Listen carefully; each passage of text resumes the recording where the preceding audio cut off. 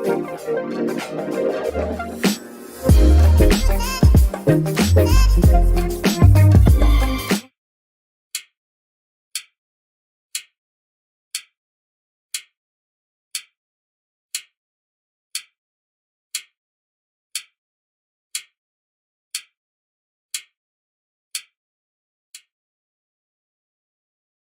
to the Gravel Lot, the place where bikes are for everyone.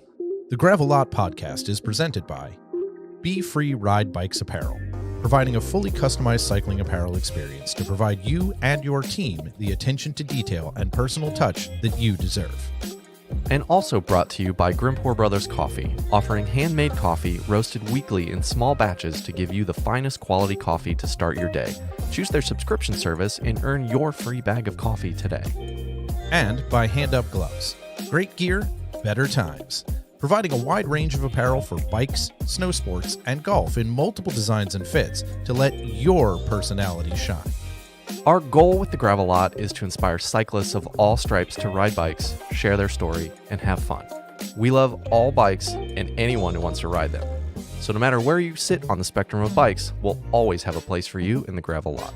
And now, the hosts of TGL, John Woolry and Doug McClintock. Hello and welcome back to the Gravel Lot. I'm John, that's Doug, and we are so glad that you found us. As we just stated in the intro, we are the, official podcast of everything bike related. Then thanks to all of our sponsors, all of that stuff. We're official. 100% official. Oh, that's just... Ugh. What? Let's start that over. Okay. Welcome to the live stream, by the way.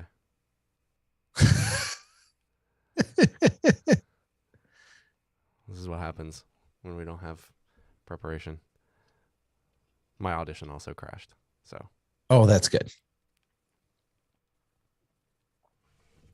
Hello and welcome back to the Gravel Lot. I'm John, that's Doug, and as you just heard in the intro, this is the Gravel Lot where we love telling stories. We love having people come on and tell their stories, but I think above all else, this is the official podcast of everything cycling related. So if you ride a bike, you will always have a place here with us, as well as your story having a place here with us. So welcome. If you're new to the show, if you're joining us for the 100th time, welcome back. We're so glad that you are here. So for those new folks, what is the Gravel Lot? The Gravel Lot's kind of a metaphor for the place where we all gather to go meet up before a bike ride or after a bike ride to kind of shoot the breeze, tell stories, make fun of each other. But I think above all, it's to connect and feel like there's a broader community going on. So we have really interesting people from the bike world come on and tell their story, and hopefully we learn something new every week. So that's kind of why we started the show. Or really, not really why we started the show. Why we started the show is a different story. Why we continue to do the show. Yes, why we continue to do the show and what the show has morphed into. So yeah, we're really here to bring you stories from new folks that you guys might know or might not know. So whether you are a new Pebble or an existing Pebble, welcome to the Gravel Lot. Yeah, welcome. We're glad to have you. If you like what you hear today and you want to support the show, please head on over and hit the like button, share us, send us to other people, subscribe, share us with all of your bike friends, and share the things that you love and the stories that you love and the funny moments and the sad moments and the happy moments that we all get to have on this show. Leave your comments below if you're watching the live stream or you're just watching this on YouTube. Head on over to our website, hit us up on Etsy, Patreon, all those sort of places, and support us, and make sure to visit all the partners that we mentioned in the intro. They are excellent and have been with us for a long time, really helping to make this show come together as we continue to do stuff.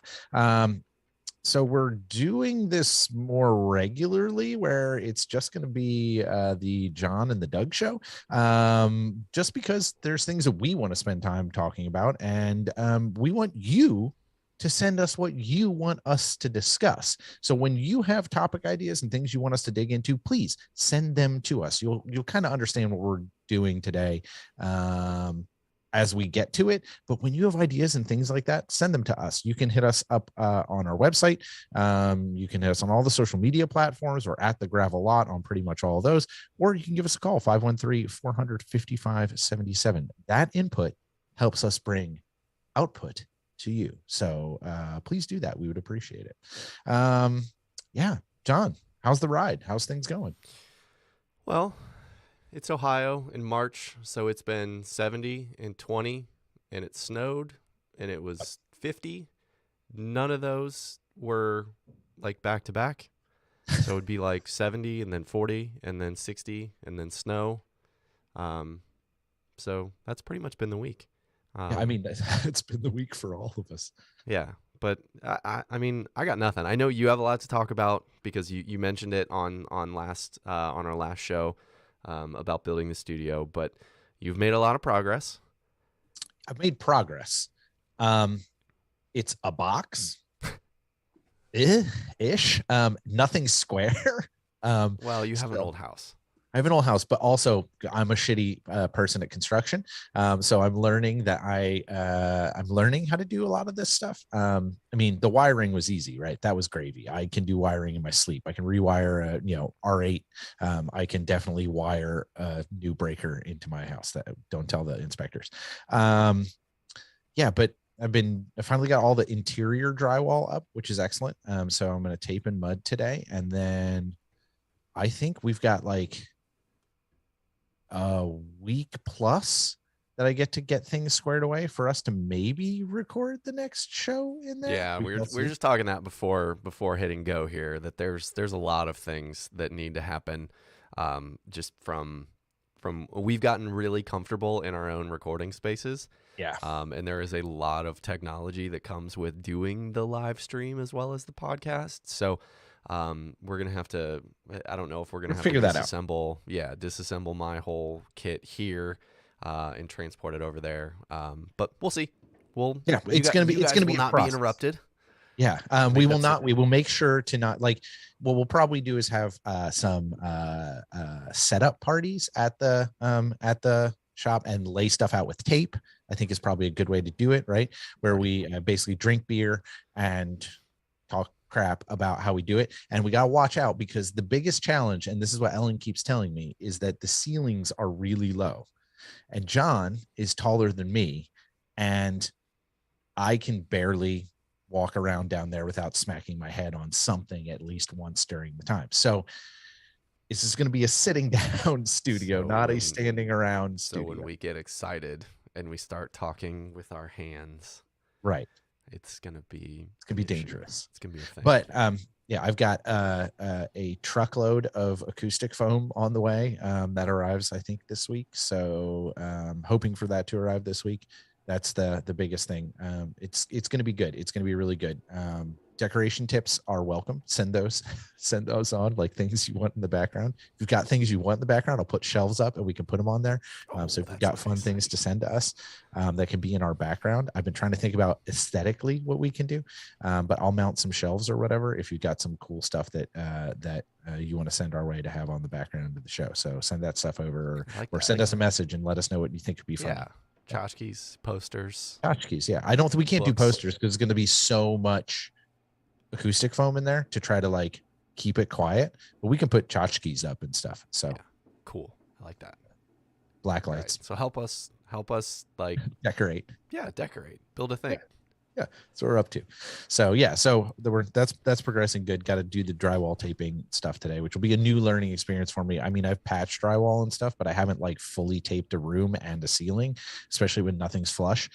So this will be real cool. Good thing is it gets covered up with foam. I was gonna say, yeah, you're covering it up, so it doesn't really matter. It's like doing body work and then just being like, I'm gonna put spray foam, or I'm gonna put what's the truck bed liner? Yeah, truck bed liner. Panels don't need to be straight.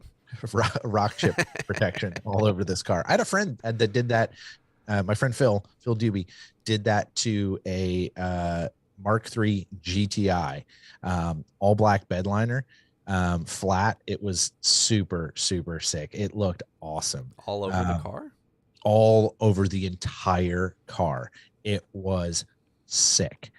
It looked really good. And then he pulled his hood off and got pulled over in Ocean City, Maryland, and then got a ticket. But whatever. I would hate to see the reaction of the German engineers when they saw that Oh, car. I'm sure they hated it. This was not back. how we designed the car. I know for sure that would definitely be a thing. But like the scenesters thought it was cool, and I think Phil may have been the first person I ever saw do stone guard over an entire car. Looked awesome. All so, right. Anyway, today's guest. It's us. And it's me.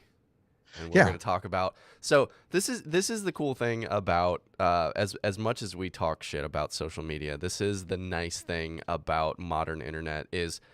So we make a podcast every week, whatever. We're at like 215 episodes or whatever. The best thing about this podcast for us is when you guys reach out and tell us, I really love that guest, or, oh my God, when this happened on the show, I connected with that so well. And you can send it email, like Doug was saying in the intro, email, Facebook, Twitter, Instagram. All of those places are great ways to get a hold of us. But the additional benefit of that is you guys just send us your kind of random questions, whether it's about us or it's about the bike industry. Generally, we're not the right people to ask about the bike industry, but we'll still give you our opinion. Sure, we got opinions for days. That's to be clear. Yes. We got opinions for days. But this is the cool thing is it's for as many people as we've had come on the show and tell stories. You guys have kind of gotten to know us a little bit just by proxy of us being the conduit to tell these stories. But I think this is a way for us to let you guys into our brains a little bit more and give you our thoughts on what you guys ask us, because you guys submit us a lot of questions at times. So we're going to start to curate them a little bit better, and we're going to try and do this on a more regular basis. Yeah, I think it's good, for us to check in regularly, and it gives John and I a time to do this. And we can also bang out a fairly not exact 3-hour episode, which is probably pretty good for all of you to get a break. Yes. Right. It's like a nice tears, no like there could be stories. There could be. Doug Who knows? cries, Who knows? Who knows? Like whatever. Easy. Well, I think both of us do, actually, to be fair. Yeah, I can cry. I was crying in childbirth class yesterday. All right, let's be clear. And it wasn't just because I was the smartest person in the room and that was frightening. Second smartest. That's to be clear. I was with a doctor, my wife. So, at any rate, John's right. We're accumulating all this stuff, and we have this awesome experience of getting to talk with all these people, and I think that has colored the people that we are, as we've talked about on previous episodes and rounds up. This has influenced our life a tremendous amount, and I think it's fun to think about some of the other things that we could talk about. So we've got some fun questions, we've got some serious questions, and we most certainly have some very unserious questions that we will answer today. So I think we should dig into this. Thank you, all of you who we reached out to and who have reached out to us with these questions and this stuff. Y'all know who you are when you hear it. And we're stoked to have more of this. So, John, the first one that we've got is if you could have anyone on TGL, dead or alive, as a guest, who would it want to be? So it doesn't necessarily, here's my caveat for this, and I haven't even thought of this, I'm making this up on the fly. It doesn't have to be someone who's like a professional cyclist or anything, but you have to know that they are connected to bikes somehow. Yeah, I think that's our through line, right? Right, so that's the future. Can't be like TGL. Socrates, when there wasn't even a bike invented, right. So it doesn't work. They can't pull to like Jesus. I want to have Jesus on the show. I kind of want to give two answers for this one, because the OG listeners are gonna hear this one and be like, oh yeah, like that's like an episode 1 cut. Is 43, George W. Bush. We've talked about that one. We've yearly submitted and gotten rejected from his website. We keep the rejection letters because they're nice. It's important. They're very nice. They're on stationery. And for everything in the world that's gone on since he was president, during the time that he was president, I don't necessarily want to talk about any of that one. I genuinely want to hear him talk about his love affair for bikes, because he built a trail on his property. Like, he's into it and he loves it, and watching video of him riding bikes regardless of where you sit on the sphere, is pure joy. So I think that's somebody that's really interesting, that I think would be really fun to talk to. There's a part of me that's probably just as polarizing of a figure, and this would not go the way that you guys or we want it to. It would probably be similar to having Rob DiMartini on the show, but I would love to have this person come on to the Gravel-Lot and give a good Gravel-Lot interview and actually be open with us, and that's Lance Armstrong. Oh yeah. Well, but like I said, that's why I much put so many asterisks in front of it, is that he's not capable of coming on the show and doing those things and being open and accessible. No. But I think it would be really interesting to have him come on and be kind of amenable to us poking around and talking to him about, you know, his emotions and some of his like feelings of inadequacy and things like that drove him to be a sociopath. Yeah, like being psychoanalyzed by these armchair psychologists. Right. But that's I think that would be interesting. I think I would have a lot of fun doing that, but I mean, we would have a better chance having 43 on the show. I would think though, like the challenge with 43 would be keeping me from like screaming war criminal like 20 times. There's and also me just wanting to know about paintings of cats.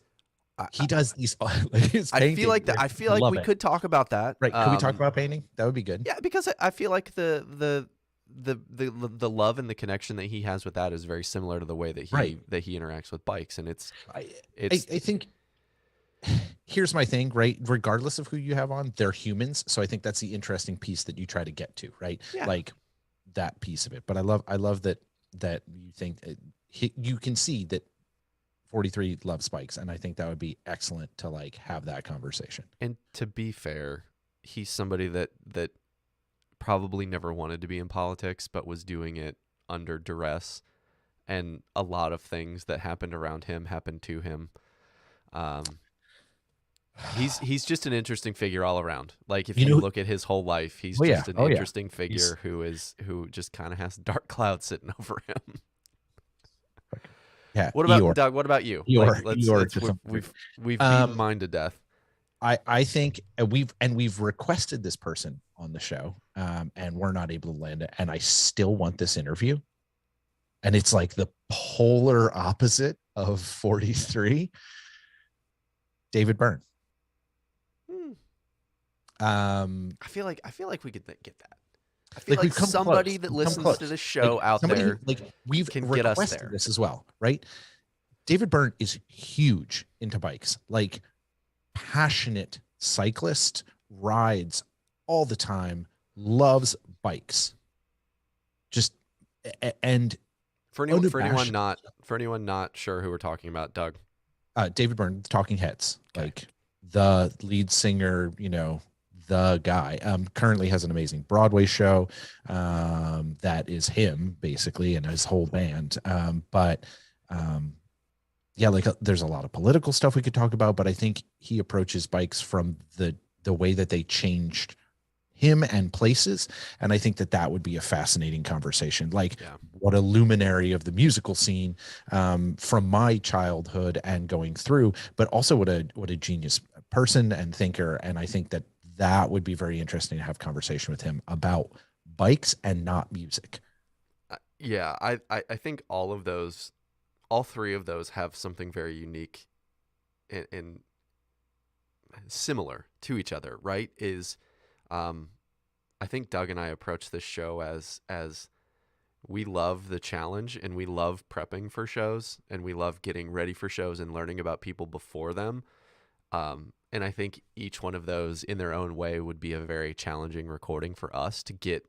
Oh, for sure. To do a good job. Like to put a lot of pressure on ourselves to get out of it what we think you guys deserve. So I think all of those, not to say that any of our other episodes don't have that same challenge, but when you have somebody that you kind of put on a pedestal like that of like, oh, if we could only get this person, you put a little bit. Well, to be clear, sauce on that.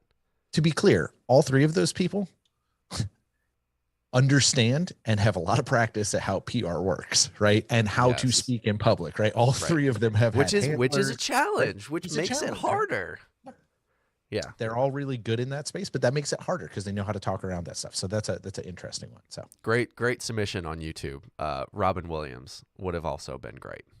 ooh, Like yeah, that. ooh. There's and Oh the yeah, way that all of that shook out. There's a whole lot that could get talked into. But I know he's done tons of interviews, or there's a lot of sound bites on kind of on YouTube or on the internet just in general of him talking about his love affair with bikes. So it's I would kind have of been just been covered, pissing my but pants the whole time. That's the only problem is I yeah, would have just been laughing too hard. So yeah. But yeah, that's another brilliant mind. yeah, All right, so moving on, okay, Doug. yeah, This one's interesting because I feel like when I ask this, it's like, oh, here we go for an hour, but I don't think it's an hour long explanation. okay, all right. The question: how does somebody even get into bikes right now? Now, let me like, there's a paraphrase with this. It's easy for us, for those of us who are already in it, but how can we help others find the sport with so many supply chain issues, inflation, and they list a whole bunch of other economic influencers that I'm Sure, sure. too dumb to understand. But the crux of it is like supply chain is really difficult right now. Bikes have gotten really expensive. The same thing as new and used cars. There's just so many challenges for people who want to get into bikes. So how does somebody get into bikes right now? Well, if you are someone that rides a 58 centimeter bike, you reach out to me and I will sell you my Trek Crockett. It If is you're really 61, same thing holds I- true for me. yeah. Um, I'm liquidating that. So Pebbles, if you're looking for a 58, in really good condition, Great raced deal. raced for one season, great bike. I love the bike very much, but just moving away from the brand. So happy to offload it if someone is interested. And I say that tongue in cheek, but like quite clearly, that's an option, right? The used bike market's super hot right now, but there are used bikes out there, right? Like if you get somebody hooked on the bug and they're excited about it, help them hunt that stuff. Help Yeah. them navigate your local bike market Facebook group. And granted, you're gonna have to go on Facebook, which we all, I'm not a fan of, but whatever. Just help people navigate that used market and like don't let them get smoked by buying something that isn't the right thing for them. That would be But yeah, my first kind of thing, right? I mean, I think about like our community is not very big, No.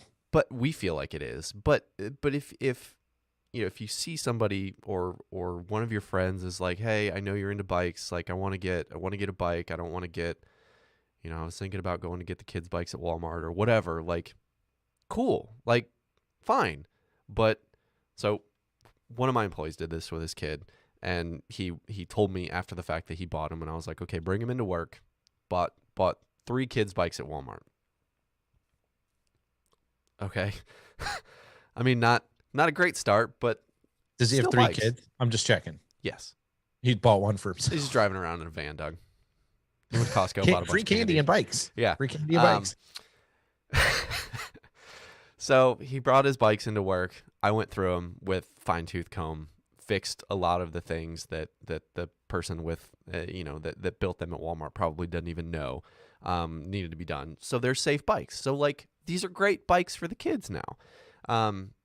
But your whether it's Cincinnati Bike Market or whatever your local Facebook group, Craigslist, whatever, like help, like be a part of it, because the cool thing about that is our cycling community is so awesome that they're going to immediately meet somebody in the community when they go and buy a bike.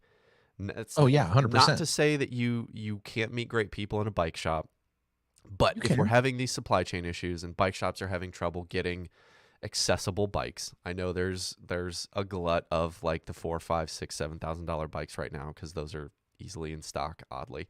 But the bikes that are getting people into the sport, the $500 to $1,200 bikes, there's plenty of those on Facebook Marketplace. I could open my cell phone right now while we're doing this and probably find a bike for Doug and I within 5 minutes.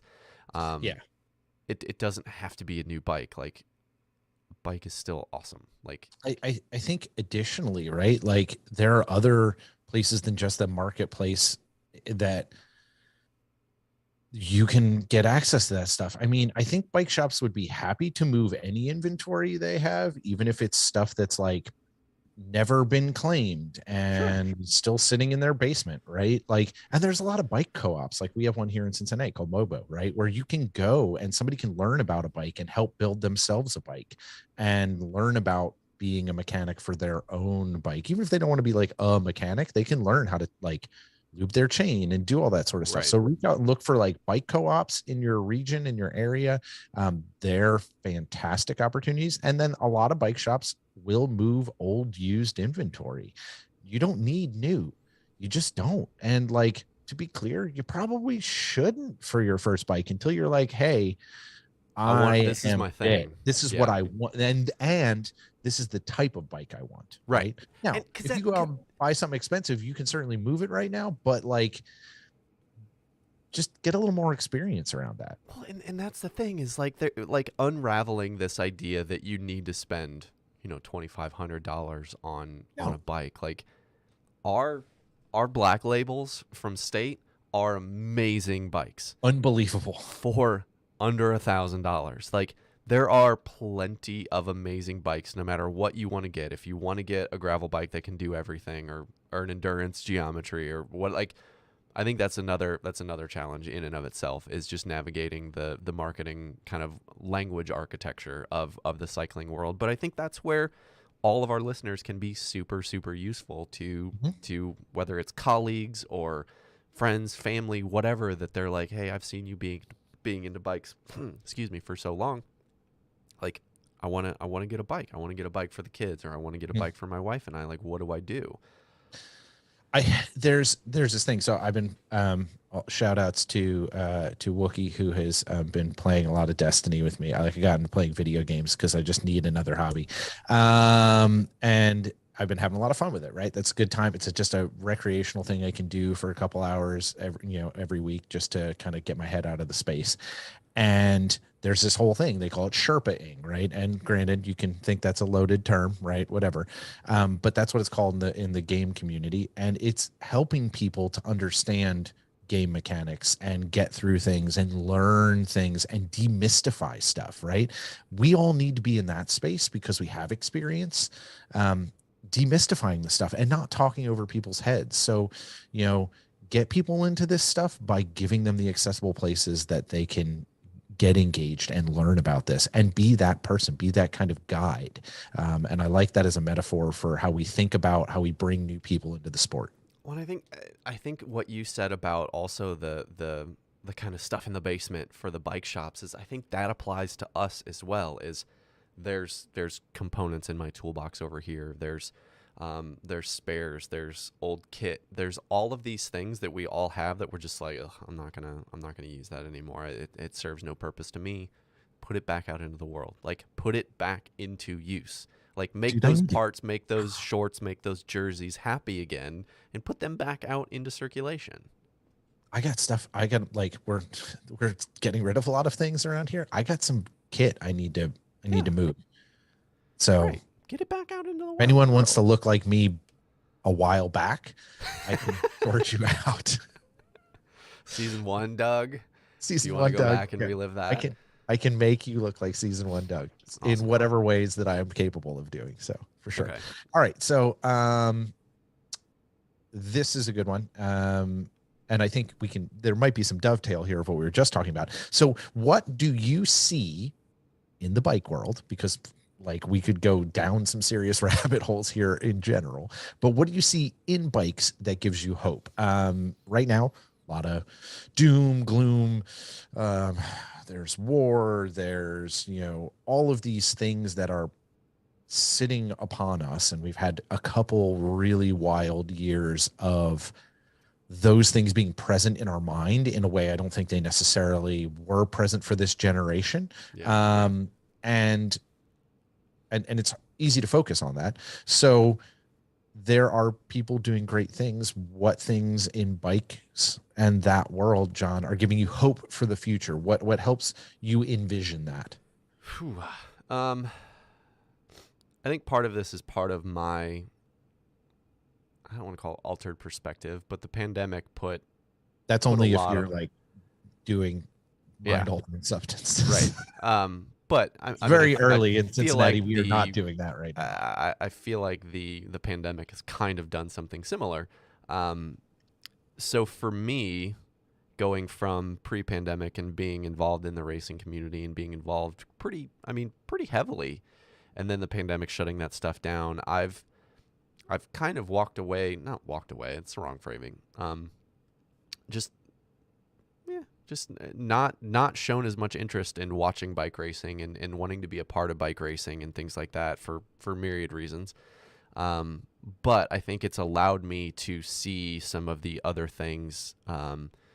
You're talking about demystifying, and I think of a lot of the stuff that Marley Blonsky's doing of having the all bodies on bikes rides, and then her using her social media to teach people how to adjust your derailleur, how to fill up your tires or change a flat or simple things like that of just taking these things, this knowledge that we hold as like, oh yeah, everybody knows that, but not everybody knows that, and putting it out into the world in an accessible way. I think those are the natural extensions of I'm doing air quotes gravel culture that I think have to happen. I think the gravel events that showed up from an accessibility and turning bikes into kind of the 5K, 10K, half marathon mindset were awesome pre-pandemic, but now we need to start to do a better job of telling those stories and giving that information. And I think me not being as focused on the racing has allowed me to kind of digest some of those things on social media and go seek those things out. And there's a lot of people doing Cree doing a lot of those things, and like I said, Marley and so many folks doing the good work of showing people how accessible the bike culture is, how awesome the community is, but also sharing some of that information that just helps people get into the sport. And those are the things that give me a lot of hope, and seeing that going on a bike ride doesn't need to be 20, 22 mile an hour hammerfest. It can literally be like cruising around the urban basin, going from let's go get an appetizer here and then let's go get like milkshakes there, and it can be in plain clothes, and it doesn't have to be kitted up, and Mm. just reframing, I think, a lot of what those things are from all perspectives. So you can ride a bike in cotton, you can commute to work in wool, you can commute to work in full kit, you can go do the Hammerfest, you can go do 7, 8, 10, 12, 15 hours on the bike. Like, all of those things are things you can do on a bike. I see that, and I agree with you 100%. That is really helpful, seeing those people. And I think the effect of this period of time, I also see, dovetailing directly to that, is there's so much hyper local stuff happening right now. And I feel like the change, well, there's some global change, right? It's always like macro change that isn't really moving the needle for people in their communities. But I feel like if anything that's happened in this pandemic is, while we've all retreated in and we've spent all this time like getting our circles really tight, there have been a lot of people who are investing in their communities in a different way, because you had to rely on the narrower piece of things. You had to rely on this condensed space. You couldn't be traveling all over the United States, right? We're a massive country. Like, you couldn't do that the same way. And so I feel like there's a lot of stuff that always existed, but has gotten a little bit more traction, hyper locally. And you see a lot of change makers in their communities doing the things that you were mentioning, right? Doing that work in their communities, and revitalizing cycling in their spaces. I think of Aaron Yala, like Aaron and the entire Stamina crew are working so hard to do all of those things, but they're like talking broader and more to the general world, but they are so focused on their community. Right. They like it's hyper local with a global vision, like with a global vision. This is what we're doing here. Come replicate this. Right. And you know, I look at what's happening right now with Randy Locklear at CRCA, right? Like he's changing the way racing operates within the relationship to USA Cycling. And what CRCA is doing right now to kind of to like say like now we're not going to put up with this crap. Yeah. This is not going to be acceptable. That sort of hyper local work has ripples outside of that. So I'm really buoyed by seeing people investing hyper locally to make a movement of change to move the needle as other people try to replicate that. Yeah, and I think for anyone listening, like good reference, good callback to season 4 episodes with both Randy and Aaron. But you know, I kind of like we all like slant towards like how does this relate to me and like what's the selfish connection to this and I mean, Doug and I have talked about this on so many different How's the Rides on so many different episodes of how both of us are losing motivation or lost motivation or you know, struggling to get excited about things during the pandemic. And like these are the pieces that help kind of crack you out of that. Of yeah, it's amazing to see things that Aaron and Randy and Marley and all of these folks are doing in their specific communities. But when you feel stuck and you feel like I'm just trying to get up every day and go to work and like pay the bills, those things can feel overwhelming. That's where it is so desperately useful to go and try and figure out what the things that are happening in your world are, because those are the things that are going to inspire you, and those are the people Yep. that you can directly connect with and get, not necessarily get out of your shell, but like see it, and you can like see it, feel it, smell it, touch it, versus being inspired by something is amazing, because those things are, they give you big picture like sphere and specter. But being able to get back into your community and go on bike rides with folks and reconnect, and you know, some of the things that have generally and genuinely buoyed me is Doug, you and I just going and getting lunch and like going for a ride Yeah. that doesn't have any specific destination or any, you know, we're not trying to race each other or any, I mean, we do, but uh, we're slower That's because now. we're idiots, but it's fine. Right, but it's not, it's let's just go play bikes, and Yeah. having you here um and finding that person close by, I think is so desperately needed right now, just to feel reconnected. Because guys, March 2020, like that's been like, we need to just make that a shirt, because it's been the joke for 2 years now. We're right here. um Right. that We're very clearly right here. we're back in March, and is it still 2020? But like, humans, I don't think we're built to go through the array of things that we've gone through in the last 2 years. So Yeah. if you're struggling for motivation, if you're struggling to find where you kind of fit into your local community, or like, man, I don't enjoy riding bikes anymore. Is it still for me? Anything like that? Like, I get it. Like, this has been an incredible, unprecedented time in the world, whether it's the pandemic, if it's social upheaval, if it's political injustice, if it's now war going on in Ukraine, social media in general. Just, there's so many influences right now that are negative, as Doug was saying, that like you have to find the things to connect to locally, in your community, because those are how we've always gotten everybody through everything, Absolutely. is family. So the more that you can kind of connect to those things specifically, having the poster on the wall, like the things that Randy's doing, the things that Aaron's doing, those are the poster on the wall that you can aspire towards. But if you're struggling right now, just find a local bike ride in your area. Doesn't even need to be fast. You don't need to get better. You don't need to get ready for a race. You don't need to get ready to break a record or anything like that. Just connect with another human being. I call I that think person that's up who you used to ride with, right? yeah. And just get out and do it. Like, hey, I miss you. Let's go for a bike ride. Yep. Yeah. It's excellent. All right. So next, oh boy, I'm glad you get to answer this one first. So Okay. undoubtedly, you've learned a lot over the past few years as TGL That's hosts. well, let's be clear. That is absolutely debatable. Like, Yeah. I don't know how much I've Learning. learned. Eh. Yeah. What are you still curious about? What topics would you like to explore, and what questions do you want answered? Boy, that's three. Oh That's three boy. hitters.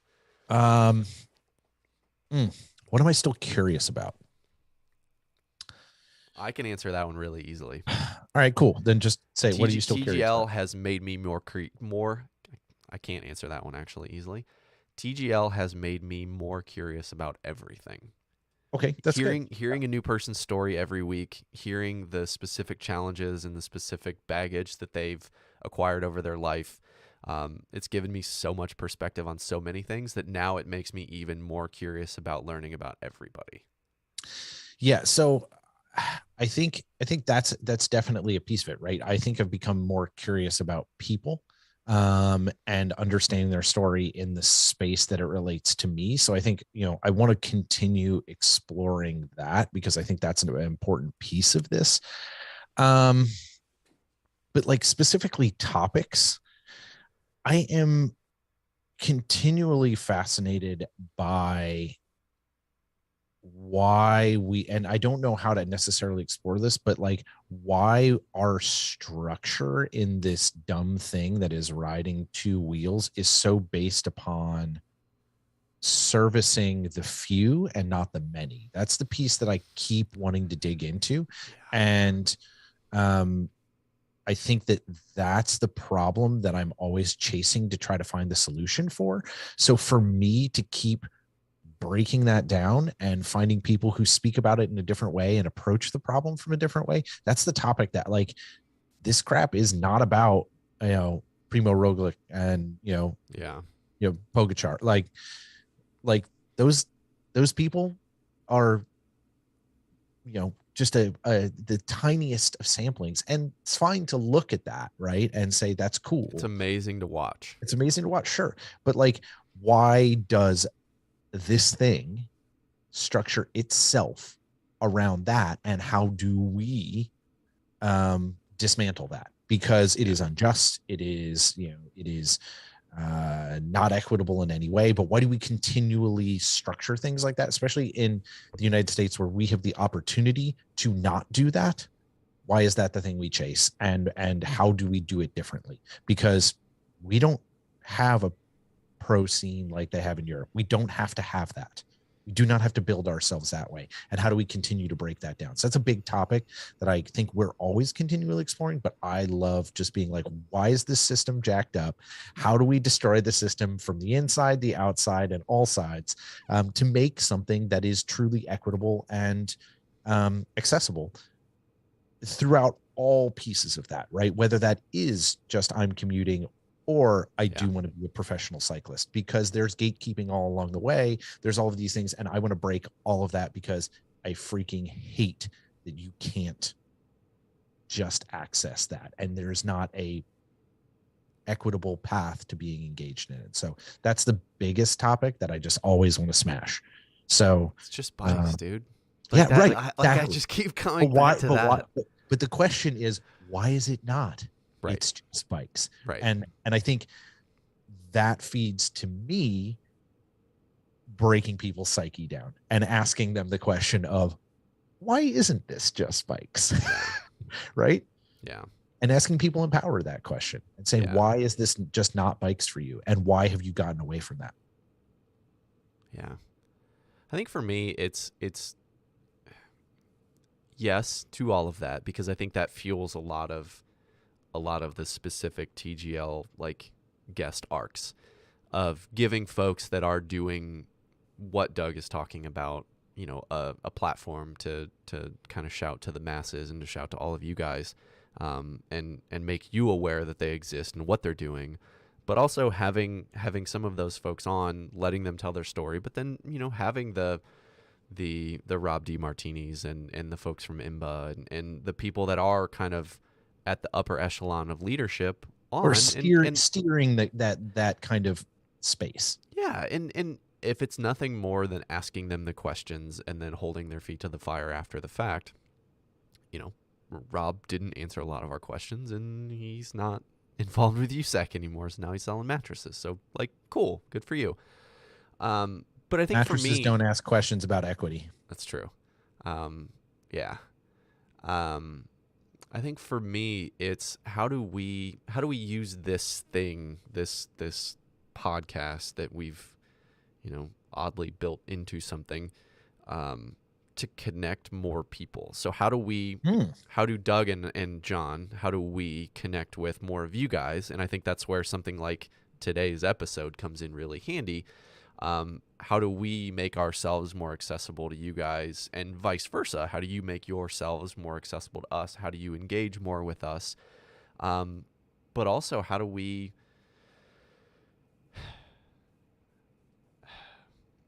all start to work towards what Doug was challenging against? And Gives how do me the thought, like, John, like connecting guests to guests, right? Yeah, Like, why like, are we yeah, like, how let's how build are a we network of people that are yeah, working how are we a together. conduit to all of this? And Yeah. and making you guys feel, because I feel like we were talking about this before recording today, is you know, we ask it every week of like, send us your questions, your comments, blah blah blah, how are we doing, blah blah blah, but I don't feel like that's actually a call to action. And how do we make the conduit to you guys easier, so where you feel like when you do reach out that we are going to respond, which we respond to everything, but just like throwing it out into the ether in the intro of the show isn't good enough, in my opinion. So how do we take this platform and turn it into something that is a lot more accessible? That was kind of the birth of the live stream, is giving you guys an option on YouTube or Facebook or Twitch to go put your comments in the comments while we're actually recording the show. How do we build that? How do we all make this piece of it bigger? Because if it's just Doug and I, eventually we're going to get to the end of our questions. It's true. I mean, I've only got so many. I only have so much curiosity in me. Yeah. And I can only ask the same question so many times. It's true. But every one of you is going to bring something unique to the table. So I think that's the piece that I'm constantly trying to kind of navigate in my own head. And how do we not necessarily crack it, because you guys don't need to be cracked, but it's more of how do we make ourselves more accessible and make the Gravel Lot more accessible to you guys, to where you feel more invested in the kind of constant development and kind of navigation of where this thing goes. I love that. I think that's good. So yeah, that is a call to action. Let's get more engaged in that space. All right. Important question. Yeah. What is your favorite animal, and why is it river otters? So, or is it not? There's not many people that know this. And Doug is actually one of them that knows this, because he was there, that I've actually held and gotten to pet an otter at my old job. I'm still fucking jealous. One of the best ad campaigns that I've ever been a part of, and it did not actually get to live out its entire life, but it was all about animal puns, and we did it ended up being like a 6-day commercial shoot, but Doug was there for the first and second day, and the first and second day was otters, and we had a fox. Yep, a fennec fox.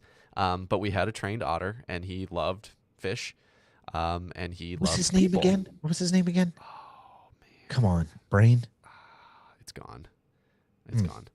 It'll come to me. I could probably go back and find it. But there's definitely video of me with an otter on my lap, and he was really enjoying himself because he was getting fish. But I would not say that they are my favorite animal, sadly. They make some jacked up noises. For real, folks. If you've not listened to otter noises, it freaks Ellen out every time. I'm like, ooh, an otter. She's like, they are creepy noise makers. Yeah. So check them out if you haven't. Okay, so it's not river otters, but on the flip side, they do mate for life, and they do love to float, but holding hands with each other with their life mate, which I think is real cute. That's real cute. Yeah. But for me, I'm gonna go basic. I love my dogs. it's we have a cat as well. We've had a couple cats since Amanda and I have been together. But dogs are it's just a different connection. Yeah. So yeah, I'm gonna go basic, and I'm gonna say that I love my Jasper, and I love my Murphy, and I love my Rosie. I'm basic. I'm a basic bitch too. Uh, I love dogs. I've always loved dogs. Dogs are my jam. I have too many of them. I Nah, love them all. I mean, three is a workout, son. Bath I time saw a is a full great day. I saw a great Facebook reel the other day of somebody during the beginning of the pandemic. Was they were lonely, so they got a dog, and then they had to go back to work when their office went back to work, and then they saw that their dog was lonely, so they got their dog a dog, and then they saw how excited their first dog was that they got their dog a dog, so they got their dog's dog a dog, and then the person didn't like odd numbers, so they got their dog's dog a dog, and they went That's too from many. no dogs at the beginning of the pandemic to 400-pound dogs 6 months into the pandemic. Yeah, that is a massive challenge. I mean, I relate to dogs in so many ways. But I would say if I do have like a favorite animal that I am like down with, that I'm like, this is my animal that I'm kind of like into, but I wouldn't want to cuddle with it or like have it as a pet or whatever. My favorite animal is definitely the octopus. Yeah, I have Okay, one. I have one elaborate. tattooed on me. But the reason I like octopus is because I understand them. First, they're one of the elder gods, right? Like, let's be clear, they're like basically Cthulhu, and I love just how insane that is. But they are capable of camouflaging themselves. Um, they are able to change colors. They are able to change their behaviors. That are able to blend in, or they're able to stand out, which is something that I identify with. Right? That's like being a chameleon is part of my nature, and training for that matter. Um, they are also incredibly useful at using tools. They can like use complex tools. They're very, very smart, but you wouldn't look at them and be like, that's a smart animal. You're like, that's a freaking blob with a whole bunch of arms and is creepy. But they are incredibly intelligent and tool users. And so the like attraction of them as an animal to me is that they have so many things that I relate with, that I'm like, oh, I am like a mechanical person. I enjoy working with my hands. I enjoy using tools. I have this adaptability to do all these things. I can squeeze into tight spaces. I can change the person that I am to meet the situation or the world that I'm in. And that's why I'm like, that's the animal that I'm like very intrigued by and have always been kind of fascinated with. A little like mini therapy session with Doug there. Yeah. That's very yeah. I don't have that. I have not put. Granted, I don't think I realized that until I was 30, but well, I think you have a heads up on it too, because you've had the time to think through it, to put the ink on your body, and yeah. and like talk through it from that perspective. Yeah. So, I mean, yeah, there's definitely, I put a lot of thought into those sort of things, but yeah, that's me. So yeah, dogs are like my animal that I hang out with, and I'm like, yeah, dogs. Yeah. I'm always excited to see them. But if I like saw a dog and an octopus, I would be like, hey, keep that dog away from this octopus because it's going to try to chomp it, but I'm going to go talk to this octopus. Okay. All right. I might need to follow up on that one after I put some Okay. thought to it.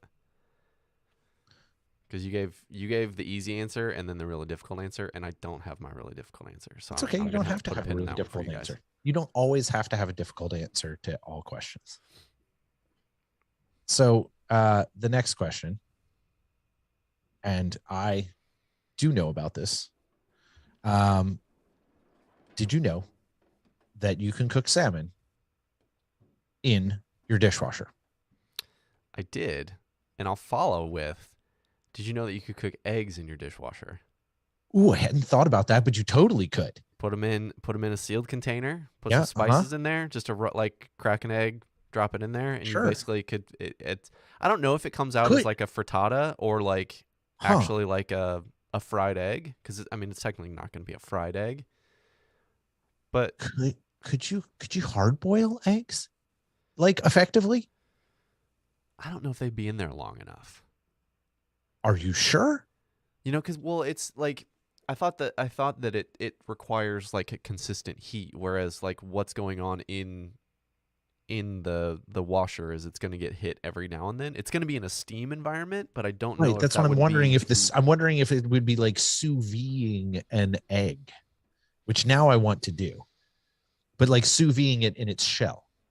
Now I We're want gonna to have a try it. couple follow-ups from this Okay, all episode, I right. So we're think. gonna figure that out. Okay, Experiments. that's a thing. Gonna get the sous vide for my in-laws Yeah. when I see them, and I will try this out. But it is true, you can cook pebbles. You can cook salmon in your dishwasher if you have a dishwasher. I mean, I don't know why you'd be like, this is my chosen method of cooking Right. salmon. Yeah, I was gonna say, please, like check us and Google the specifics because we're not gonna give out because I don't want to be responsible for anybody reliving what I lived a couple weeks ago. Right. Yeah. We don't need that. No one needs to be just sleeping on the bathroom floor. Correct. But yes, both of those are possible. And basically, you're just using the heat and the steam and the water of your. And it apparently the thing that is most important is using the dryer setting, like having the heat dryer on to cook the salmon, right? Because it's the heated air being pushed around, like is effectively convectioning your Got it.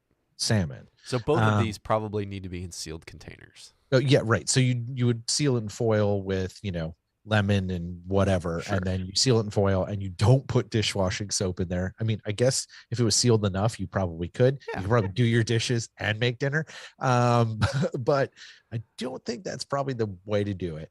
Don't put jet dry in there. I think jet dry would probably be bad. That's probably really full of chemicals. Right. Strong flavors. Yes.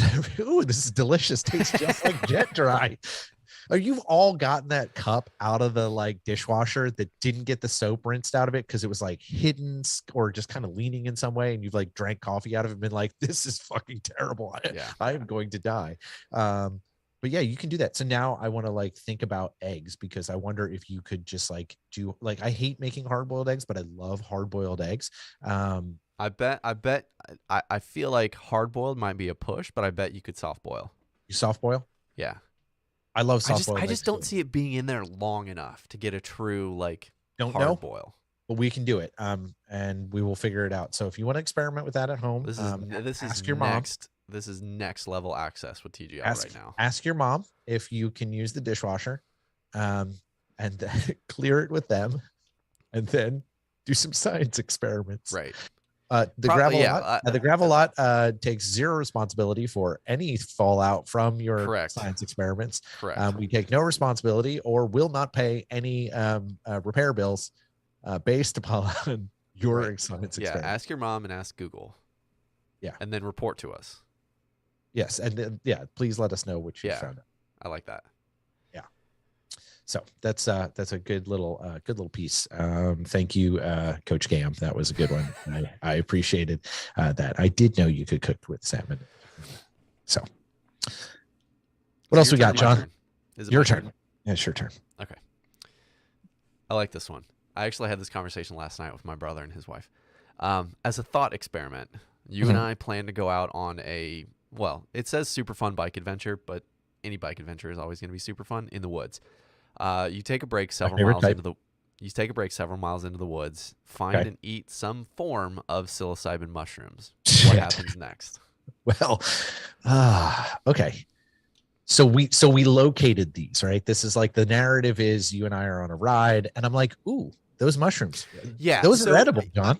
I think that. Is this me sneaking you into this? Is what I think happens. I think your own adventure. How do we build this out? There needs to be a couple caveats to this. I feel like this is going to have to be because I don't trust Doug and I to be the ones to do this if we're harvesting in the wild. We're going to need Garth. Okay. So we've brought Garth on. This is great. Garth is building taking us out. Garth is Sherpaing us into this experience. He knows where they're at. The only way that I think Doug and I could do this is if we already had them in a pocket, because I'm not trusting both of us to go out into the wild and find psychedelic mushrooms. Well, I just don't think there are a shit ton of them that grow around here like that. I mean, unless No, someone's but planting a patch. I know my knowledge base enough to know that there are mushrooms that you can and can't eat, and I have no grounding on what the difference is Oh, between the sure. two. Sure, Mina. So that's why I'm Mina. saying like I am excluded from this as like foraging in the wild. Okay. All right. So let's pretend that we have the knowledge Okay. to know what we're looking for. Okay. So let's is predicated on Garth has given us a crash course. Okay. Um, I'm definitely the one who's pushing for this. This is for sure. I'm like, hey John, this will be fun. No, it'll be good. It'll be good. It'll be just fine. It'll be good. Okay.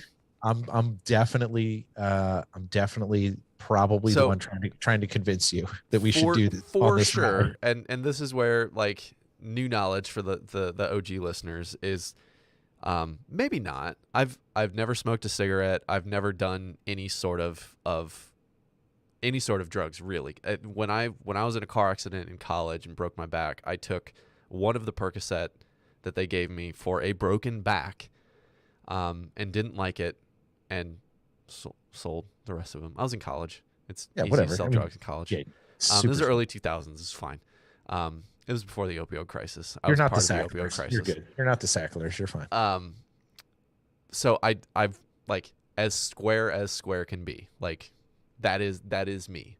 But I've had the conversation with Doug. I had the conversation with my brother last night that if I were to do drugs, psychedelics would be the drugs for me because I feel like they tap into my naturally like neurotic, overthought, overwrought mindset of analyzing the universe. Yep. And like to me it's psychedelics or like full on DMT experience because if I'm going to do drugs, I want to see space. You will, and we will see space on this trip. So we're out in the woods. We're going to find these mushrooms, and what we're going to do is make this trip, and I mean the bike trip, not the actual trip. We're gonna like make the woods part of it phase one, and we're not going to go that far because you can find a lot of really cool stuff in a really small space if you're on mushrooms, right? Like that's a thing. Like you can do that, Okay. and we'll spend some time in the woods, but we're also going to go have like fun wild experiences dealing with people because it's That the worries best me. thing. No, it's so good. It's so good. We're gonna like go and get like ice cream and fun foods, and I'm just gonna keep the mood light and exciting and try not to get too deep because the problem is we'd be out and start getting into like mental conversations, and I'm just going to yank that. I'm going to pull that parachute and be like, we're going to Walmart, and we're going to ride our bikes to Walmart, and you're going to walk around Walmart and be like, what is going on in Walmart? And then we'll go do that before we go home because then you can go take a nap. See, this is why like that's good, and I think that like that mindset is you knowing me just about as good as anybody Yeah, I in the can't let you world get knows too me hard or we'll be crying and holding because I trees in will the go woods. there. Like that's Right. my normal state of being No, no, is no. analyze what that person looked at me funny, and then the next No. 6 hours is obsessed with figuring out why that person looked at me funny. We're gonna rip some single track on our gravel bikes. We're gonna have some fun in that space, and then we're gonna go eat food, and then we're just gonna keep the mood light and breezy because I just want to keep it light and breezy in that space because it's a beautiful day out and we're riding our bikes in the woods and we found these magic mushrooms. This is excellent. This is what we're doing. Like this is how I would do this if we were gonna do this. This is just like So you're in the camp of they're simply to amplify already fun experiences and add I'm additional technicolor. to be clear, I've seen Beyond the Veil. I'm just trying to make sure when you see Beyond the Veil that it doesn't freak you out. I don't feel like it would. That's why I want. That's why I want to. The first time I experienced that, I went to Walmart and it was the best time I've ever had. I bought so many toys. It was great. I was like, why is the linoleum rippling? This is excellent.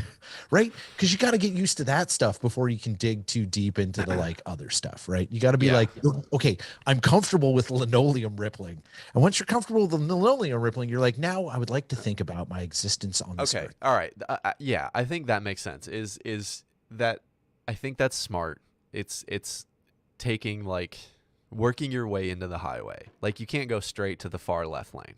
No, you got to merge. Yeah, you gotta slowly move your way into it, and that is you knowing me because my wife says the exact same thing because she's like, you want to go straight to the far left lane and Mm-mm. like hammer down. Nope. I'm like, Nope. yeah, You like can't. why even like do gummies when I can do DMT and ayahuasca? And she's like, Right. what is wrong with you?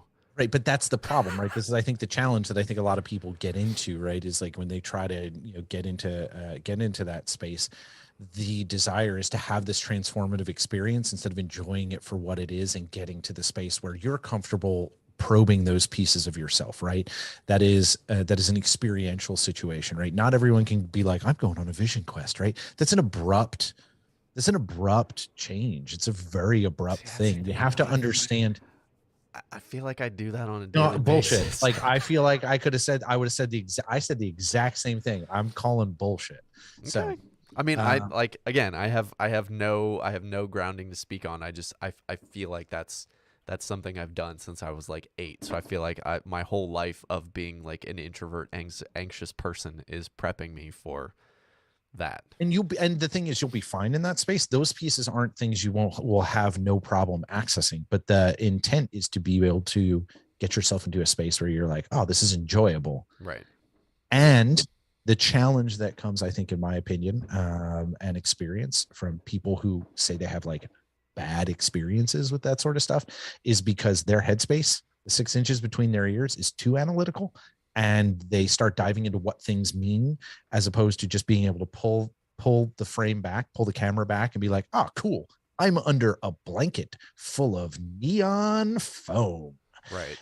You just got to be able to be like present in that space as Yeah. opposed to so stressed out about the way your brain starts going down rabbit holes. So you got to be able to pull back. And so that's why you got to have a friend with you. So I would be there, and that would be kind of how I would structure that event. Got it. Cool. If it was the first time. Yeah. Now, if it was just like we'd been doing this for a while, and this was just like, I would have invited Garth along, and we would be like, we're going mushroom hunting. And then we would have probably spent the whole day Ian, and we would have spent the whole day in the woods. Yeah. Yeah. Whatever. Building fires, making a cave. We would have I feel like we're gonna have a lot of follows from this show. Like I'm waiting for the website submission that's like, when is this gonna be a YouTube video? Jesus, no, we're not doing that. That's private. Also, it's illegal. Don't do drugs, kids. Yeah. Do drugs. Just do them responsibly. Yeah. Whatever. All right. We already abdicated any responsibility from this episode. So yeah, just don't. So I think it's an experience. It's an experience in life, and life is about gaining experiences. Right, and Go like get it. Exactly. And whether you're trying to cook fish in your dishwasher or see beyond the veil in the woods, like Right. whatever you're trying Right. to do. Yeah. I think I think to tie this back, right. I think we'll kind of pause on questions there because we've done a solid hour. I think that ties back to how we approach everything and what kind of our whole premise is, right? Like we want to ask questions and we want to learn more about ourselves, and we want to learn more about other people and use that as the lens how we learn more about ourselves, right?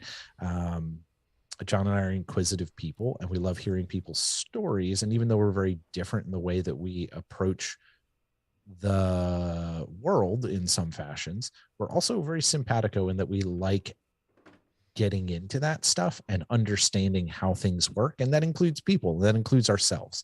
So I think anything that's in the pursuit of that is always interesting to us. Anything that's in the pursuit of knowledge and understanding,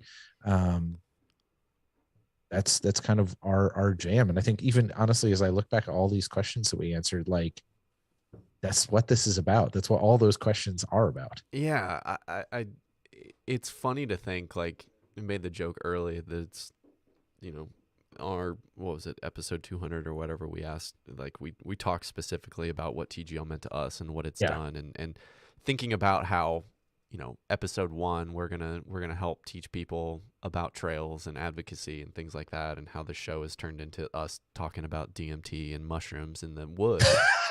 But the through line is always gonna be through the lens of bikes, sure, but it all comes down to hearing somebody's individual stories. Again, if we go back to episode 1 with Frank Henson, it was him telling us his story. So that piece of it's always been there, and I feel like that's always going to be there for us. But I think this is the last probably 2 years of this, of, we lost a lot of listeners during the beginning part of the pandemic with some of our stances on social justice and things like that, and that's fine. Peace But out. but on the whole, this show, this thing, is about connecting with other people and being curious and learning more about other people to inherently learn more about ourselves, because that's such the cool thing about talking to somebody new every week and becoming better and better friends with between the two of us, is each week we learn something new about somebody else, sure, but we're also seeing ourselves in them and seeing parts of ourselves in those people and feeling more connected to the larger sphere of things that are going on. And Bingo. that's the thing over the pandemic that's probably bummed me out the most about TGL, is that there's been such a glut of social media, of digital everything, Zoom meetings, Skype meetings, whatever. Everything is through the lens of a computer and through the like white amber glow of the computer screen, that a lot of people kind of dropped off the podcast specter and have not downloaded as many. Like, we still have a lot of downloads, and thank you to everybody that's continuing to stay with us and stay relatively current. But we know we've lost a lot of people, and that's a bummer, because this is like, the more people that become a part of this, the better it all gets and the richer the tapestry gets in terms of telling stories and having questions like this, where we get to talk about wild shit that has no relevance to most every other episode that we have for this little air quotes bike podcast. I disagree. That has no relevance. That's not the word. Reveille. It is. Also, I am Sunday trying to be after daylight caffeinated. savings. Sunday and daylight savings. Yeah, it is brutal. But I think that all of this has relevance, because it is a part of life, right? And I think that's where our podcast kind of lives, which is this great place. Is like, hey, everything is associated. Right. This is not, you don't live your life in a silo. The world influences things, the people around you influence things, and that piece is great. So this is fun to answer some questions. I think we need to do this regularly. So thanks to everybody who sent us questions this week. Send more. I know that I reached out to a couple folks for a couple things, and thank you for that. We have some awesome guests coming up. We're really excited. Hopefully we'll be in the studio soon. But as John said, this show doesn't happen without all of you. So please engage and support us, and be part of this process. Also, engage and support all the folks who help us make this thing happen each and every week. They are amazing. We are so thankful for their support and their continued support. They make it possible for us to build a studio, for us to do the work that we're doing, right? If it wasn't for them, we wouldn't be where we're at. So show them some love so they can continue to support the show. And the first is, well, I feel like at this point you guys know we're going to say Be Free Ride Bikes, Grimper Brothers, and Hand Up. But so I've actually pushed myself this week to get back on the trainer and get back and doing something and get out of my rut of feeling like a schlub. But it always makes me very happy to get into my BFRB cycling apparel. And I know that sounds like super influencery, but it's not, because like, as somebody that's taller, finding cycling kit that fits both my torso as well as my narrower hips, and then something that where like I actually have any of my tall guys know, when you wear bibs, that if you get a form-fitting jersey, you get that little like U at the bottom of your belly where the jersey doesn't come down far enough. Like, Adam and BFRB have basically tailored all of my clothing to me, because that's what they do. So it's not just putting graphics on a kit that's already just predetermined based on some sizes. You can pick the fabrics, you can pick the actual cut, you can pick the length of the torso, the length of the sleeves, Do you want a collar? Do you not want a collar? Do you want a longer back that covers more of your the upper But part of your bibs? I don't even know what that's called. but Yeah, your butt, the upper part of your butt that Doug saw a bunch yesterday at the water fountain. But we're not going to talk about it's not that. John's butt, to be clear. No. This was a much more. I'm assuming because you said it was hippie butt that it was a much more. How do I want to say this? A lot more shrubbery. I'm gonna say. Is that accurate? This addery is going sideways. It was wooded. Oh, okay. Wooded. Gnomes and shit. Be a wooded area. Got it. Okay. All right. I mean, that's kind of where I was going. Anyway, with BFRB, you don't need to worry about your woods showing. So head to bfrbcycling.com seriously and take a look at all of the things that they can offer you, whether it's yourself, your charity team, your cycling team, your friends, family, whatever that's into cycling. It's nice because this is the stuff that we talk about of it's not just pre-scripted things that are like out of a can. It's you can get something that's fitted specifically to you no matter what your body type is, and it'll fit you and you'll be really excited to go ride your bike because you're going to be comfortable. Bingo. Also, my morning has been powered by none other than my good friend Dan at Grimper Brothers and the entire Grimper Brothers crew. Dan doing amazing things for all sorts of causes in cycling. Right now in March, doing some stuff, rounding up and putting some proceeds towards some relief efforts in Ukraine. So if you're a coffee drinker and that is an issue that appeals and you care about, and who does not care about taking care of other people, Dan specializes in taking care of other people and providing you with amazing hand-roasted coffee. So go to the Grimper Brothers website right now, click link in our show notes, do that, and sign up to support whatever cause you care about, whatever person and thing that Dan is supporting that you care about, and get yourself some amazing coffee. Right now, if you sign up for a full year subscription, you will get an extra bag of coffee within that subscription. So yeah, coffee as we does say, good stuff. As we say, there's only one thing better than hand-roasted coffee.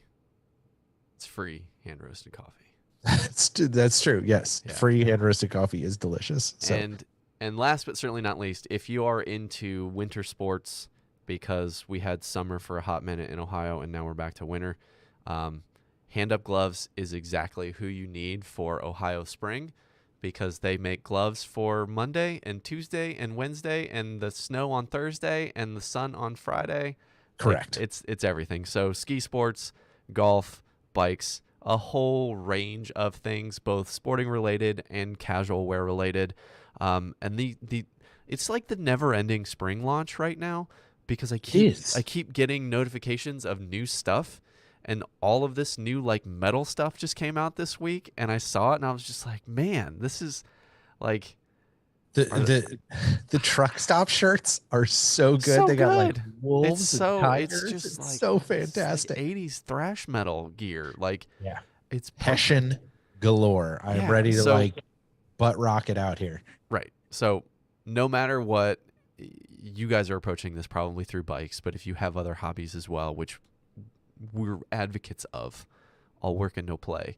Correct. Go get other hobbies and get amazing hand-up gloves because they're going to let your personality shine through, whether it's wild and outgoing or it's more reserved and kind of more restrained. They have designs and apparel that will fit it and suit it. And again, just like BFRB, you'll be comfortable in doing it. And you know that it's made by amazing people from Chattanooga. And it's supporting somebody that supports our show. So hit the link in the show notes, use code Pebble $sign at checkout and save 10% on everything in the store. But just go there and check it out and see what they're all about and see what they have and all of the cool new stuff that they've got on the website. Yeah, tons of new. That new.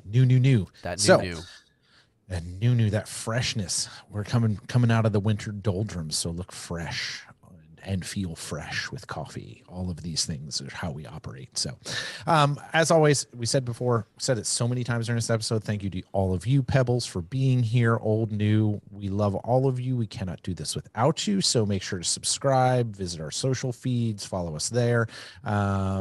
We're about to start leaving the house again, and about to start recording in person again. So there should be It's more weird. stuff eventually popping up on the socials. It's been 2 years. So it will be interesting. So go to thegravelot.com, follow us all there. Become a Patreon supporter. I bought a lot of acoustic foam this week. Mm-hmm. That was It's not cheap. That is not inexpensive. But I'm going to have a padded room in my basement, which will be good for when I am frustrated.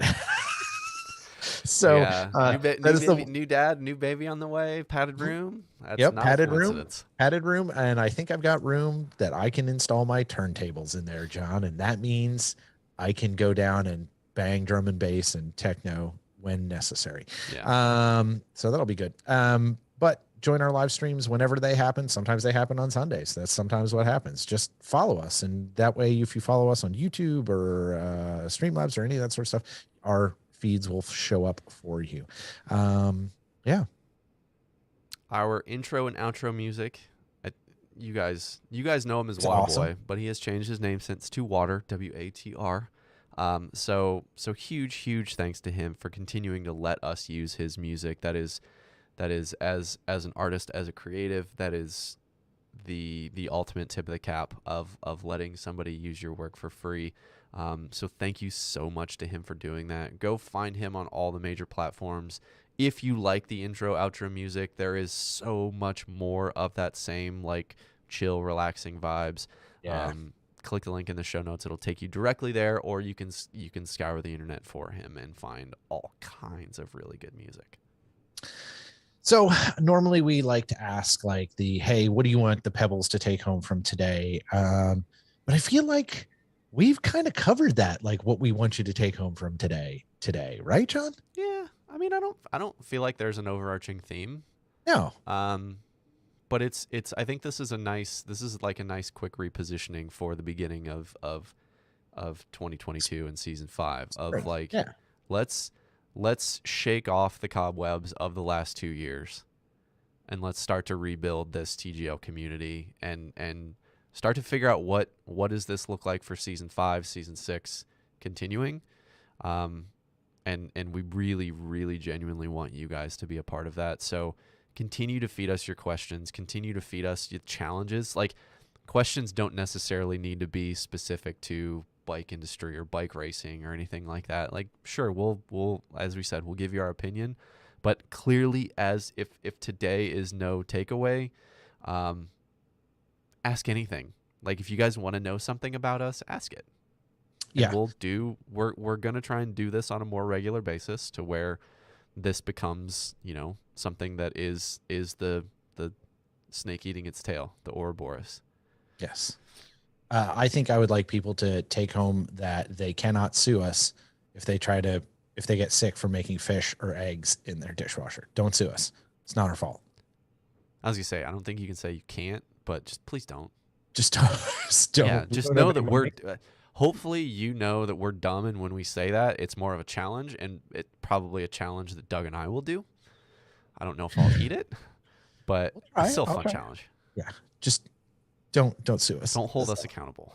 Yeah, please don't hold us accountable for that. Right. We only brought you this information. If it works, hold us accountable. Okay, cool. Yeah. Bring us snacks. That's what we want. Snacks cooked in your dishwasher. Yeah, as long as they're good and you've already tried them and haven't died. That's step one. So for sure. Well, John, this has been fun. It's been a nice way to start off my Sunday. I'm off to tape drywall and do all that sort of stuff and continue the nesting process here at home. I'm sure you've got a busy Sunday as well. Chores. I think we're gonna go have lunch with George today. Oh, good. Tell George to say what's up. Yeah. Excellent. Well, Pebbles, thanks for being with us. Thanks for all you hopped on the live stream this morning. We're glad to have you. As we say, subscribe, follow, and engage, because decisions and trails are made by those who show up. So if we don't see you on the trails this week, we will see you next time. Bye, John. Bye, Doug.